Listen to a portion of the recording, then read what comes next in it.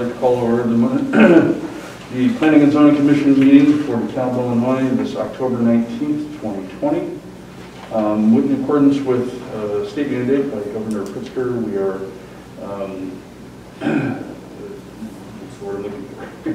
complying with all the federal or state mandates in terms of distancing and are not being broadcast tonight.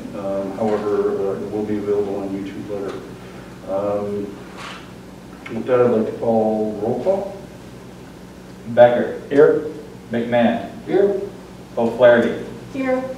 Klein. Here. Doe. Wright. Here. Chair Maxwell. Here. We have a quorum. Okay, I'd like to move to approval of the agenda from the last meeting and ask if there are any additions or deletions. I move that we accept the minutes from the last meeting. Moved by McMahon, Second. seconded by Steve. All in favor, say aye. Aye. All opposed, same sign. So passed.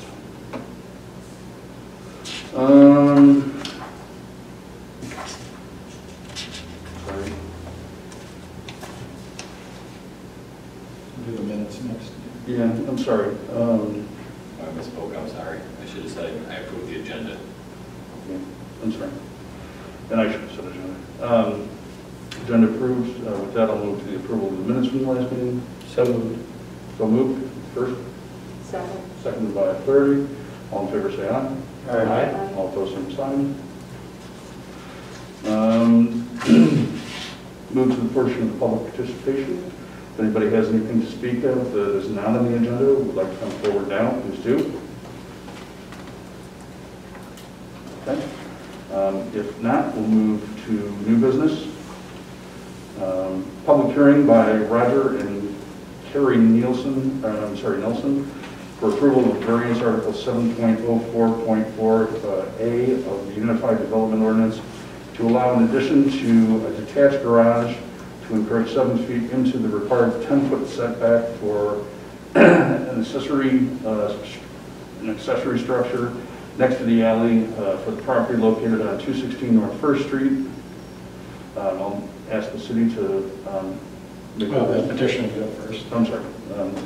If you'd like to come forward and say, please state your name and address when you come to the podium.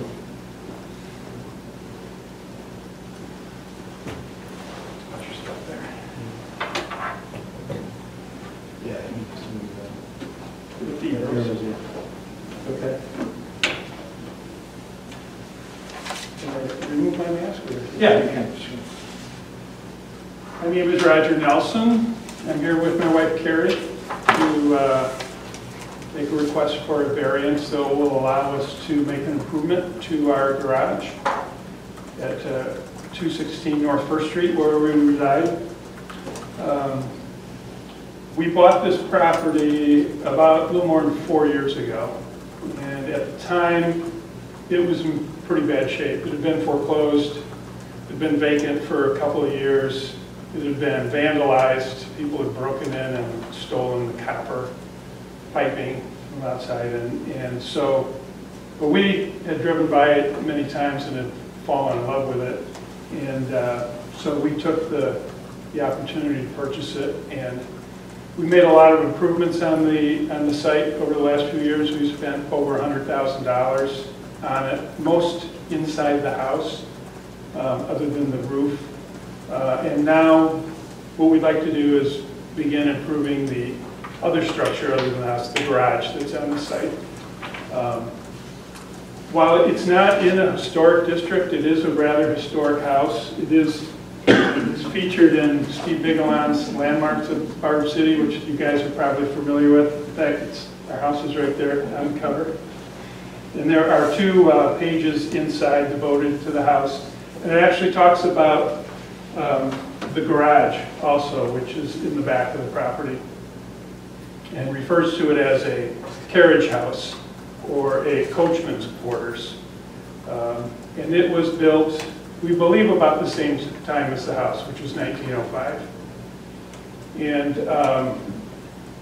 there was really never any doubt that we wanted to save that structure, even though it had been suggested that maybe we should just tear it down and put up a new modern garage.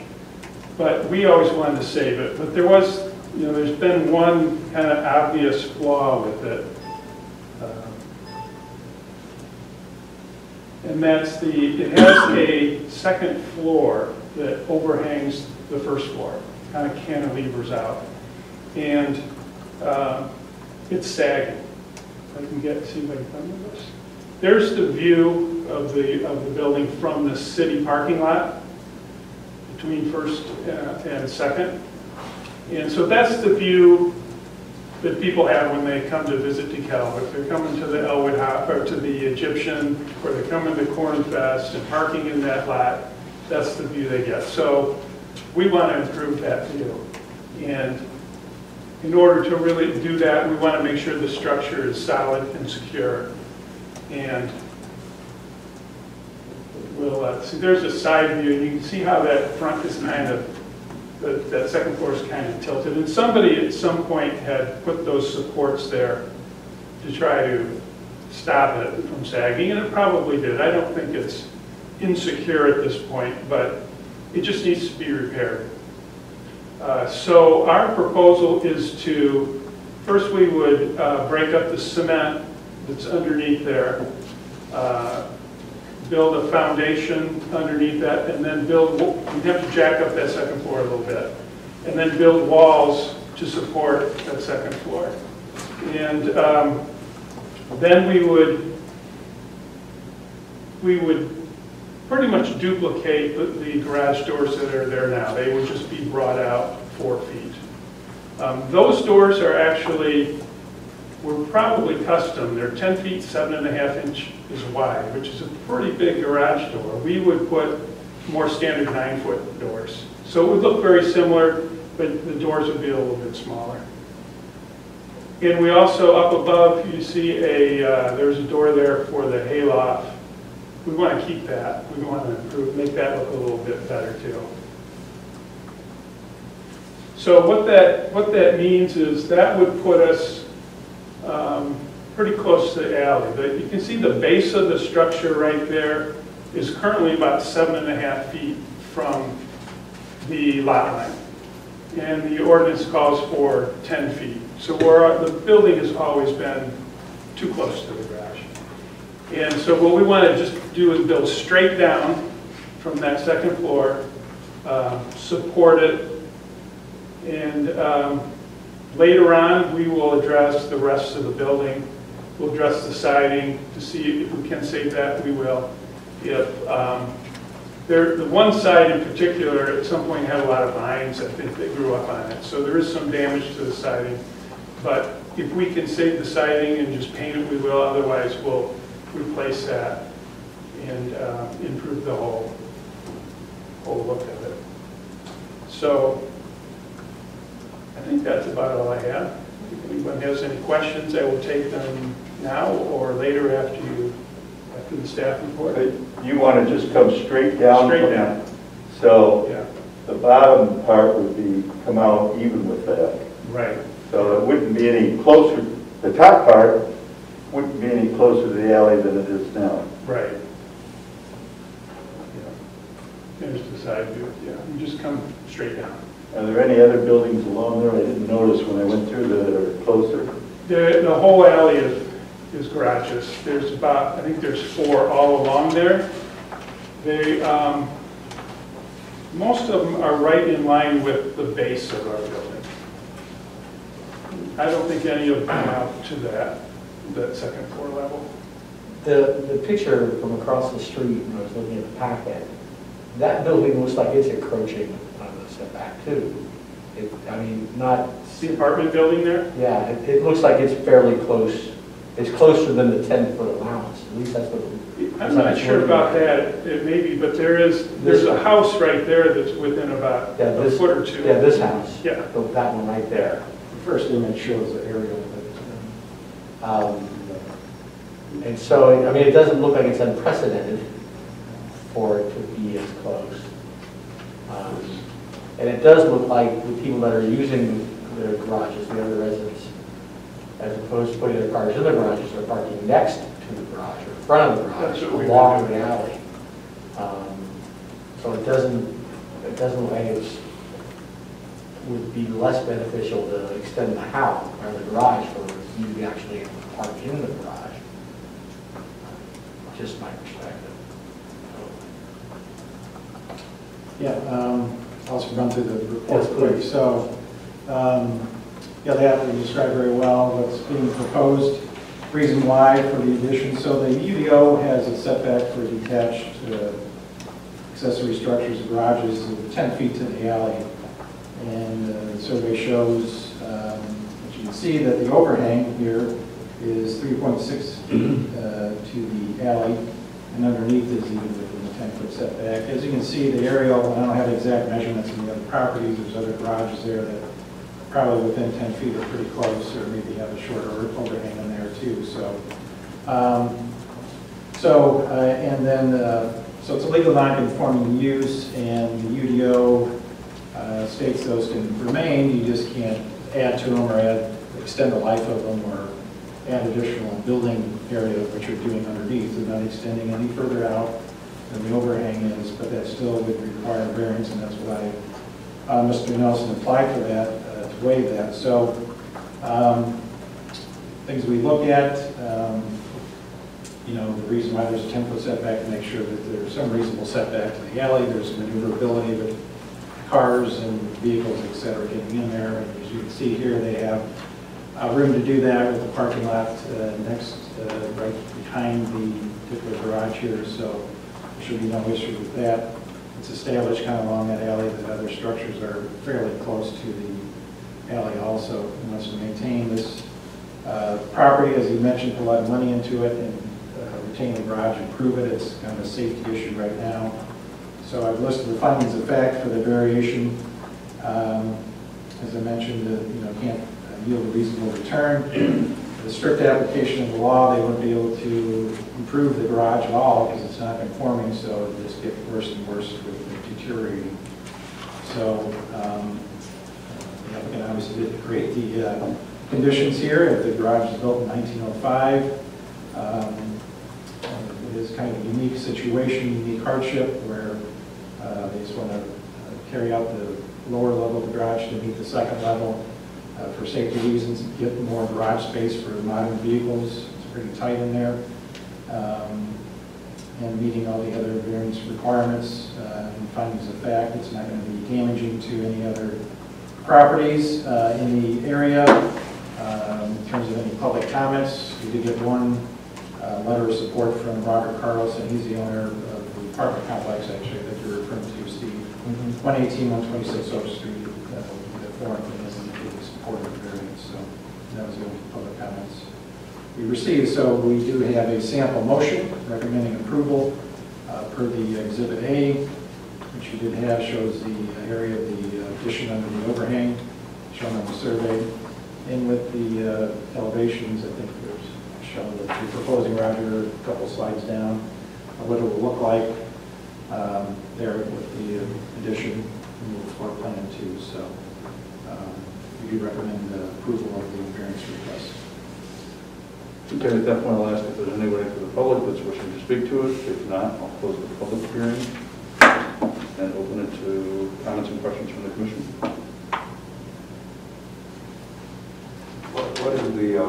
What is the lot across from you? Is that parking lot? In back of us, it's a city parking lot. The city lot? It's a Glidden parking lot, yeah. Public lot. I'm just curious, is there any precedent for non-conforming structures that were in existence prior to the code being changed? Yeah, it covers that they can remain. Yeah. They don't have to go into compliance, but if there's provisions like if it's destroyed beyond 50% of the value, it has to be rebuilt per the code. If it's abandoned or vacated, that happens a lot of businesses sometimes. Vacated for 6 months or more, then when it comes back, it has to be in compliance. And there's restrictions on like additions to non-conforming structures like here where they want to expand. They're going closer to setback, they're matching it, but they're adding more mass or adding more building to into the setback, which they are not allowed to do unless they apply for a variance. So that's why they're doing that. So we do have provisions on that. that they can stay, but once you start making improvements, or it's destroyed, or you change the use, or it becomes vacated for a certain time, then Sure. it's got to be brought back into compliance with whatever the underlying zoning is and other restrictions, so. What's on the second level of that garage? Currently, it's just storage for us. Originally, it would have been hay. It would have been hay up there.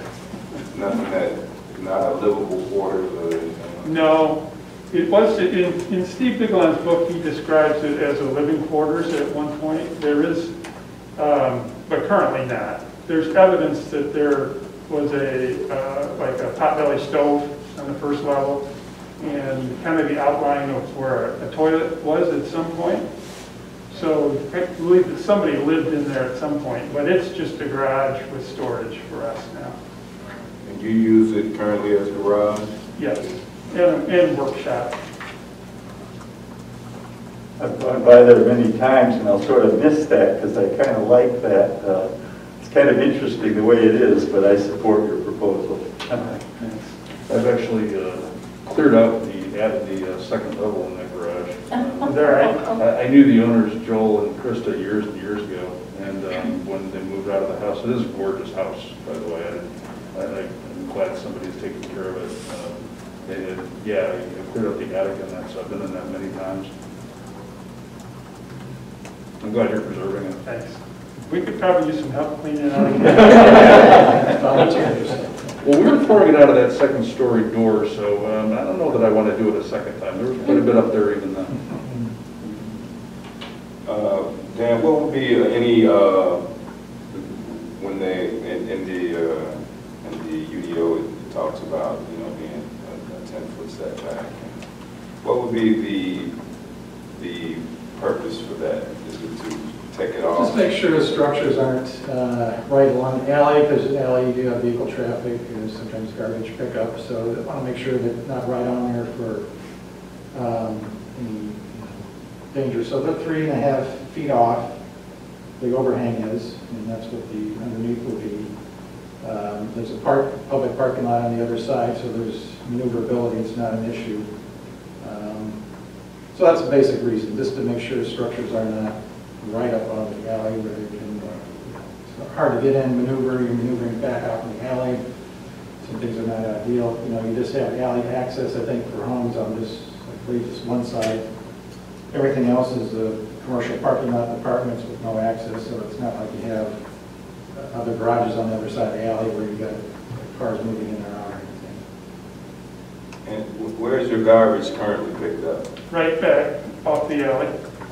Right in front of the garage? To the side of it, yeah. So will that be an issue if you all of a sudden are 3 out there? No, I mean, we currently we put our garage to the side of it, so it'll be, we'll put it in the same place.